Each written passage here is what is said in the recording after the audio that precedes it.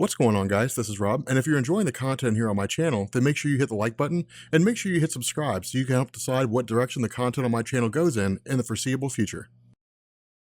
Okay, so I'm gonna call it now. Baby Groot is going to steal the show in Guardians 2. I'm so excited for that movie. I'm so hyped. We get to see Ego, the living planet. I don't know if it'll be an actual planet. Like, I'm hoping they don't do something off the wall, something bonkers. I'm hoping that doesn't happen, but I have faith in James Gunn. Hopefully we'll see the Celestials again, which I'm kind of excited about. I hope we see like the Celestial, the one above all, not the one above all God of the Marvel Universe, but there is a Celestial called the one above all. They're two different beings. I'm hoping we see like Ashima the Judge. Like, that would be kind of cool. Like, the Celestials are pretty awesome in terms of how they look. Well, I think we saw Ashima the Judge in Guardians 1, the Celestial that obliterated the entirety of the planet using the power gem, which is kind of weird. The Celestials were never needed to use power stones to do anything, or never needed to use infinity stones to do anything. They were just these god-like beings that had an insane amount of power. But regardless, I think that that Baby Groot is going to steal the show. So we are covering Brian Michael Bendis's Guardians of the Galaxy. Now, this is a perfect example of how Bendis basically takes over a title and then makes it his own and really just kind of forgoes all previously existing continuity. Now, under normal circumstances, this wouldn't really matter, and it doesn't really matter for Peter Quill. Much of his past continuity is still intact, with the exception of everything before Annihilation. And the reason why is because of the fact that when Steve Englehart originally made Star-Lord, originally introduced Peter Quill, his goal was to give us this very Star Trek-like scenario, in the sense that Peter Quill basically attained the mantle of Star-Lord after having it bestowed upon him by an old man. It was very much like, Shazam. That is to say, the wizard Shazam gave Billy Batson the power to say the word Shazam and become the superhero that we know as Captain Marvel or Shazam, depending on what era of comic books you're looking at. But the fact remains here that that was the original view, and Star-Lord's role was to basically just kind of traverse the spaceways. The problem was that at the time, really going up until 2006 with Annihilation, Marvel's cosmic landscape was just kind of totally disconnected. I mean, that's why Annihilation is such a huge story, because it began the process by Dan Abnett to consolidate all these different aspects of cosmic characters, Captain Marvel, Quasar, all these different guys, and bring them all together and to say, here's what's officially part of the Marvel cosmology, and here are the crazy things that are going on in space. So because of that, prior to Annihilation, Star-Lord just kind of existed out in left field. He was just out there in his own line of stories and almost never, really, I don't think he ever crossed over with anybody in the main Marvel universe. Now, the reason why this matters is because of the fact that in 2000, with Inhumans Volume 3,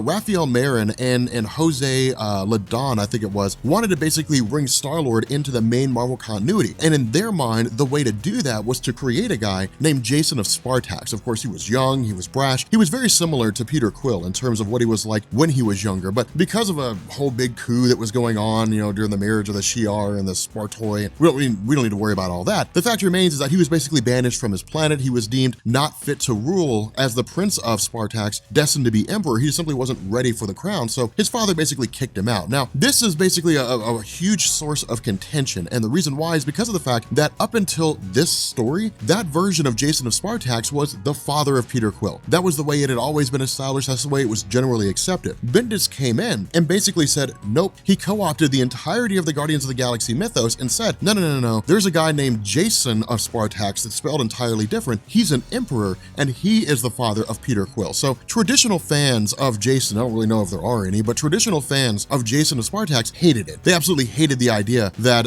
that Jason of Spartak was being co-opted and basically being changed up. But for a majority of the comic book landscape, they didn't really care, just because of the fact that if they were interested in Star-Lord, it was all post-Annihilation. It was all, the Star-Lord solo series and different things like that, the reformation of the Guardians of the Galaxy, or really the formation of the Guardians of the Galaxy after Annihilation Conquest. That's all they really cared about. And so what they got here just fit in. It just made sense to them. And so what we initially do here is we pick up with basically Guardians of the Galaxy 0.1. And the reason why is because of the fact that Marvel almost never does zero issues. Zero issues were something that were established by Valiant Comics in the 1990s and then used by DC following that. And zero issues are basically just origins. 9 times out of 10, zero issues are, here's where it all begins. Secret Wars number 0 initiates the Secret Wars storyline. Secret Empire number 0 initiates the Secret Empire storyline. It's self-contained, but it basically sets the stage for everything that's going to come after. That's why why DC basically did Zero Month when they launched the New 52. It was new origins for all the characters in DC Comics. And so because of that, this basically joins up with a woman named Meredith Quill and the arrival of Jason. Now, again, we don't really know why he's here. We don't know how he got here. We simply just know that he's here. So we're just kind of left to believe something went wrong. He was in a battle or skirmish or something along those lines. You can really inject any reason that you want to, but the fact remains is that he's here. Now, the funny thing about this is that he's almost immediately tended to and nursed back to health by Meredith. But Meredith's reaction is one of like, hey, I'm taking safety precautions. I've got an elephant gun pointed at your head. If you do something wrong, your head won't be there anymore. So it's kind of funny to to see her reaction, because it's very much the same reaction we would have. I'll go ahead and say it. Jason of Spartak is a stud. He's a good looking guy. But even then, like, it's like, hey, look, I don't know if you're just like a weird looking alien that's like masquerading as a human. It's just kind of funny to see these scenarios. That's one of the reasons why I love Bendis writing when it comes to characters, because he's so good at making characters like real and tangible in terms of how they talk and how they, how they mingle with one another and so on and so forth. But, from here, we basically learned that over the course of Jason's time on Earth, his ultimate goal was to repair his ship and then return back to Spartak, taking up his role as the Emperor. But the idea was that the longer he and Meredith spent together, the more they fell in love. And so again, this is really kind of cool, because for those of you guys who saw Guardians of the Galaxy 1 and then immediately took to the internet and were looking up, like who is Peter Quill's father, this is why people were saying it's Jason of Spartak, because this is what Brian Michael Bendis established in his comic. It was relatively new by the time that Guardians of the Galaxy came out, but the fact remains that this was established information in Marvel Comics. So this is really the origin that we're kind of talking about here. But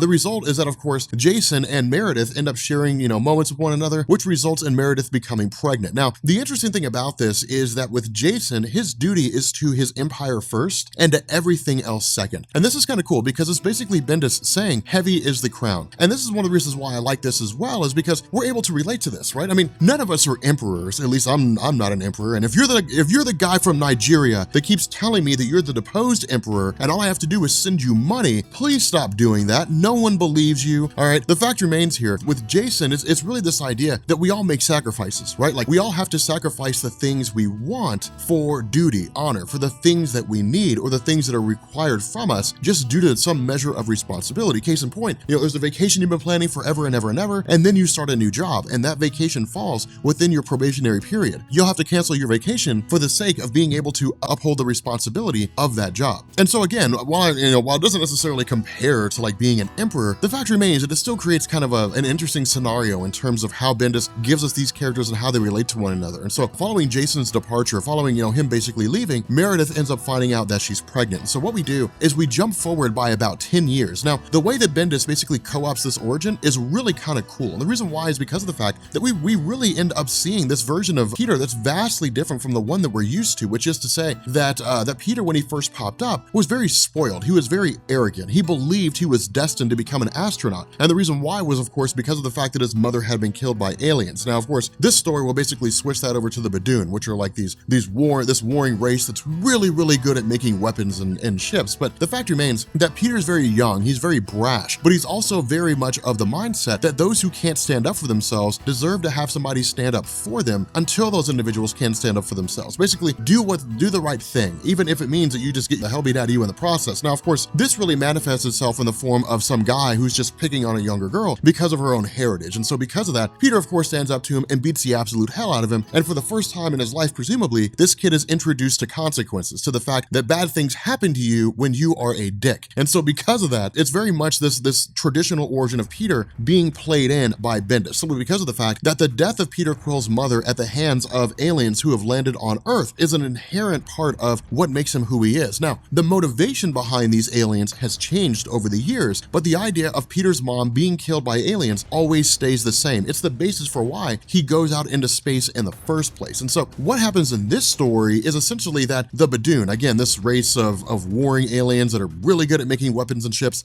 they end up coming to the realization that Jason of Spartak had stopped on Earth somewhere along the line, and he had continued his own lineage. And so the idea was to kill Meredith and kill Peter. Now, we don't know why. All we know is that they just intend to kill Jason's line. Now, of course, this basically leads to, Peter Quill blowing him to pieces with an elephant gun. But the fact remains here that Peter actually ends up attaining his father's elemental gun. And so again, this really sets the stage for a lot of what we know with regards to Star-Lord, with regards to Peter Quill being the character that we're familiar with. And so what we end up finding out is this entire story is being told by Peter Quill to Tony Stark, to Iron Man, who is officially joining the Guardians of the Galaxy. Now, the reason why Iron Man's joining the Guardians of the Galaxy really comes out of Civil War, to be honest. And it was just a long-running series of stories. Civil War, post-Civil War, the Initiative, Iron Man becoming director of S.H.I.E.L.D. But all this really seemed to come to a head in Matt Fraction's insanely amazing run of Iron Man, which is basically the Long Way Down storyline. And it was so good. Like Matt Fraction's Iron Man, Kieran Gillen's Iron Man. I tell people all the time, those are like some of the best stories, which really kind of have their roots in Warren Ellis's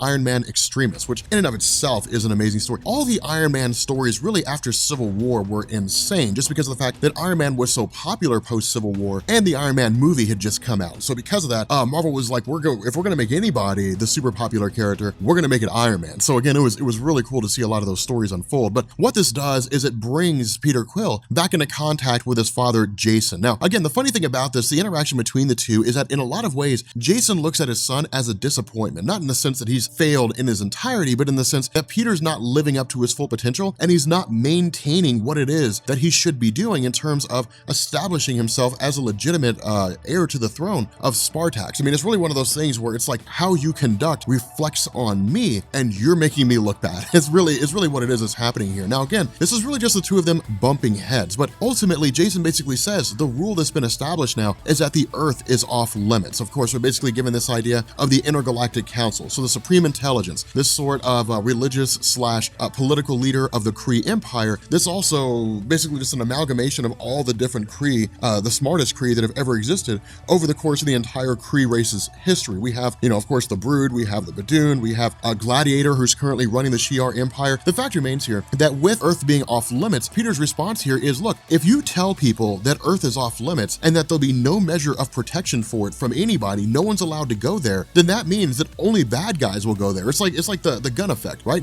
If you outlaw guns, then the only ones that'll have them are criminals. And so if you turn around and say nobody can have, nobody can go to Earth, then only the bad guys are going to go to Earth, because they know that none of the good guys are going to go there, because it's a rule, it's an arrestable offense to now go to Earth. But the motivation behind Jason and the Galactic Council is not unreasonable. Historically speaking, all the crappiest things to happen in the universe have happened because of Earth. When it came to the original Kree-Skrull War, these two races that have been warring for millions of years, when their conflict almost impacted Earth, Charles Xavier, Iron Man, Doctor Strange, Black Bolt of the Inhumans, a handful of others, Reed Richards, they formed the Illuminati. They raced off to the Skrulls and said, do not bring your conflicts here, keep your conflicts there. The Infinity Gauntlet has been accessed by people on Earth. Thanos has routinely invaded Earth looking for the Cosmic Cube, and in fact, the Infinity Stones are currently on Earth at the time this story is being written. No, maybe they're destroyed. I don't remember if Hickman basically wrote that they were destroyed by this point in time. Captain America tried to use it during the incursions and tried to push a universe away, and it resulted in the Infinity Gems exploding. It's insane. It's so amazing. It was one hell of a way to start his run on Avengers and New Avengers, which we'll cover next year as part of our whole cosmic Marvel landscape, everything that goes on in the Marvel cosmos between Infinity War 1 and Infinity War 2. But nonetheless, there's all kinds of crazy scenarios that have taken place here. Galactus has routinely tried to invade the Earth and has constantly been rebuked. And so it's half fear and half concern, in the sense that if there are beings on Earth like Franklin Richards who can warp the universe, if there's guys like Molecule Man who can warp the multiverse, then Earth is a very dangerous place. At the same time, the Earth has to be maintained. It has to be kept contained, because in the eyes of these different races and in the eyes of Jason and Spartax, Earth is home to basically children, people with an insane amount of power, but the lack of responsibility and the inability to know how much is out there and what is out there waiting for them within the universe. So again, it's really kind of cool to see this discussion, but the fact remains, coming into the joining of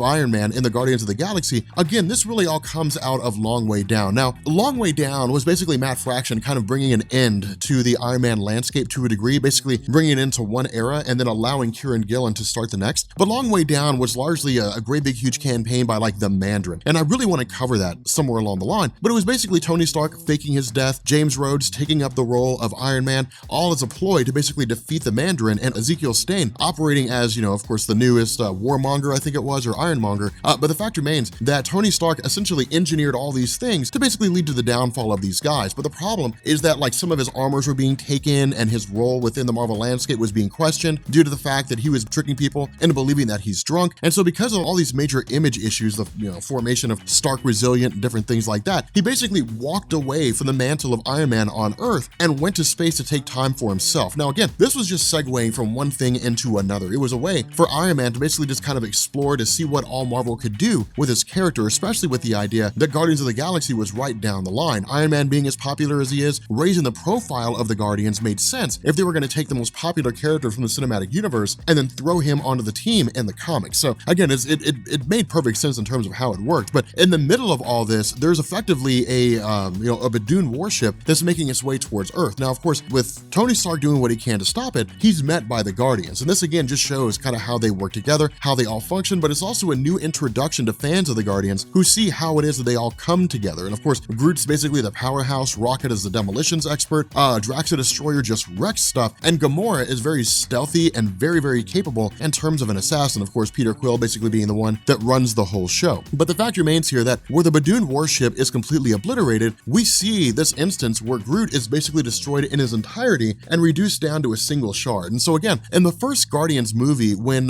Groot was basically destroyed and then they had him as a little piece of wood that he began to grow back from, there was precedent for this. It wasn't something that was completely unheard of. It wasn't something out of the ordinary. It had already been established by the time the Guardians of the Galaxy movie came out. Now, with the Badoon launching a secondary ship to continue its campaign of attacking Earth and trying to eliminate Earth, it's kind of cool to see how the Guardians work here, simply because of the fact that Bendis had to find a way to give us consequence to make the events impactful, while at the same time show us what the Guardians were capable of. And of course, an attack on Earth always really works in that scenario, but it's not heavy-handed. It's not over the top. It's not like the Guardians are facing off against 1,000 Badoon warships. They would never be able to pull that off.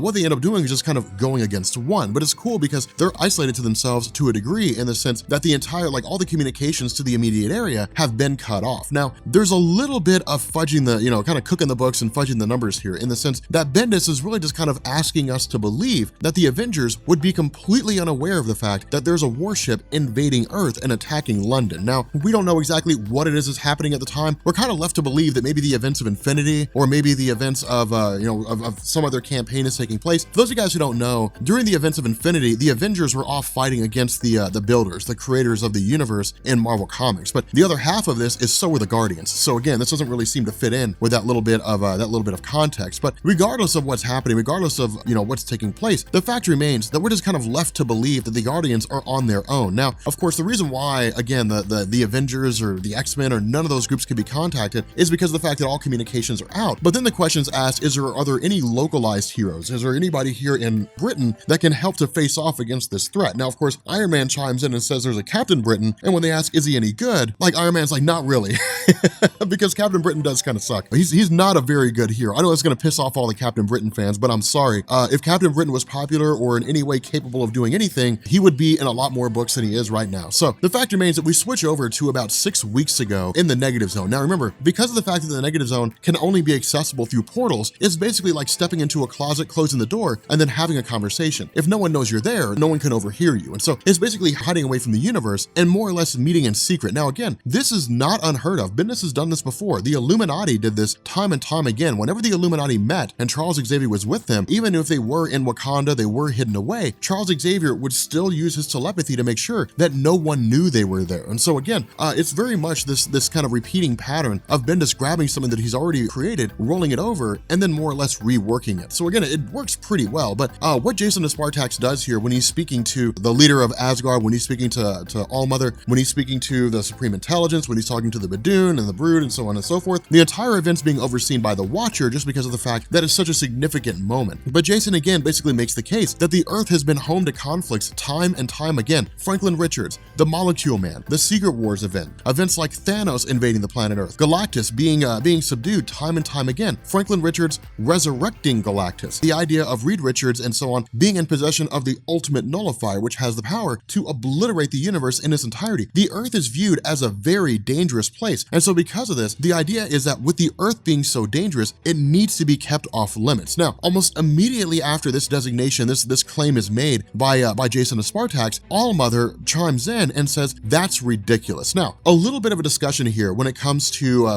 Allmother and the idea of Asgard. Essentially what had happened is that during the events of Siege, when Norman Osborn was director of S.H.I.E.L.D., he had launched a campaign against against Asgard, which at the time had been recreated by Thor following the events of Ragnarok. And so Asgard was housed in Broxton, Oklahoma, hovering above the ground, with Norman Osborn declaring war against Asgard with the intention of conquering it and basically solidifying the United States under his control. Asgard itself was totally destroyed. Now, this led to Tony Stark basically recreating Asgard and having it dubbed as Asgardia. It was really just kind of this thing where Asgard was this place that had different kind of rockets and so on attached to it, but Allmother became the ruler of Asgard during the events of Fear itself. And the reason why is because Fear itself dealt with the unknown brother of Odin, who was believed to be the rightful ruler of Asgard, and he was called the Serpent and led to all different kinds of crazy stuff. Again, we're going to cover that, but in the midst of this, in order for everybody to fight against the Serpent without any massive loss of life among the planet Earth, Odin basically recreated Asgard in the traditional sense in the realm of Asgard, and then took everybody over there, had this massive battle. Once the Serpent was basically defeated, everybody was booted out, and Odin stayed there by himself. And so that's why if you guys are going through and you're reading about, all new, all different Thor, so on and so forth, you have Asgard, and then you have Asgardia, or really you have like old Asgard is what it's called now, and then you have Asgardia. That's why you have two different versions of Asgard, basically. But again, we'll go more in depth into that once we get to like Fear itself and all that kind of good stuff, because that is one hell of a story. I absolutely love Fear itself. It's such a great line of stories. Like Juggernaut gets a hammer,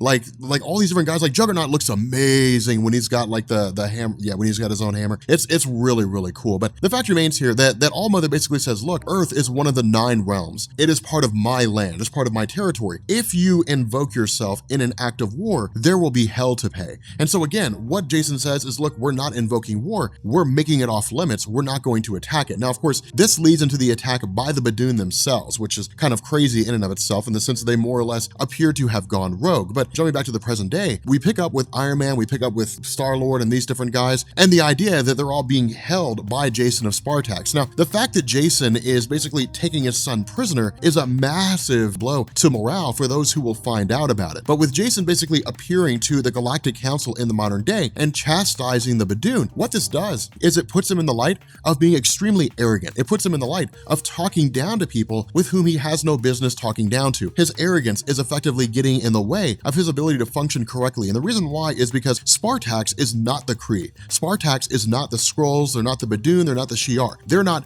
nearly that old, and they're not nearly that strong. They're capable, but the Spartax would not be able to withstand a full onslaught by the Shi'ar Empire. They would not be able to withstand a full onslaught by the Kree or the Skrulls or the Brood, and especially the Badoon. There's no way they could withstand that whole thing. And so because of that, all these individuals basically began looking at Jason and saying, hey, maybe it's time for him to stop being king. Maybe it's time for him to be done with all his living. And so because of that, we basically jump back to the Spartax worship with Groot regrowing. Groot coming back to his normal self. Now, this is hilarious, and this is really, really cool, because I was reading this and I kept thinking of this really funny moment. So Groot goes into the ship where the Guardians of the Galaxy are being held in stasis and tries to free them, but in the process accidentally activates the elimination of life support, meaning life support's going to shut down in like 5 seconds. And so in response, he just basically destroys the stasis tubes and allows the Guardians to escape. But I thought it would have been hilarious if they had just pretended to be dead and Groot believed that he killed him. I thought it would have been hilarious. I would have laughed so hard. I mean, it would have been mean, but it would have been funny. It would have been absolutely hysterical. So the fact remains here, with the Guardians making their escape at the hands of Groot, basically going and rescuing Iron Man, from here we basically pick up with Star-Lord accessing the entirety of the communications grid for Spartax and essentially creating this really, really cool message. And this is the reason why Star-Lord, why Peter is so cool, is because he accesses the whole communications grid. Everybody on Spartax sees what it is that he's saying. He's like, look, I am the son of Emperor Jason of Spartax. He had me arrested because I was trying to protect the Earth when he basically left the Earth defenseless. Now, if he's going to arrest me for doing the right thing, imagine what he'll do to you if you do not follow his orders, if you don't do what he tells you to. Basically, it makes it look like Jason's lost his mind. It makes it look like, he's a legitimately evil guy. People begin turning their backs on him and questioning him as a leader. And like any emperor, he's only in charge so long as people allow him to be in charge. Because of what good is an emperor that can't control his own army? Of what good is an emperor against a society of 600 million people who won't follow his orders and who overthrow his police and overthrow his soldiers? Then he's just a guy. And so because of that, he's no more in charge than a rock on the side of the road. So again, it's kind of a funny scenario in terms of what direction things go in. But again, this really just kind of ends the first story arc, Iron Man joining the Guardians of the Galaxy, and so on. But if you guys are new here to Comics Explained, make sure you guys hit the sub button to become part of the Rob Corps. If you guys enjoyed this video, make sure you drop a like, and yeah, I will catch you guys in the next video. Peace.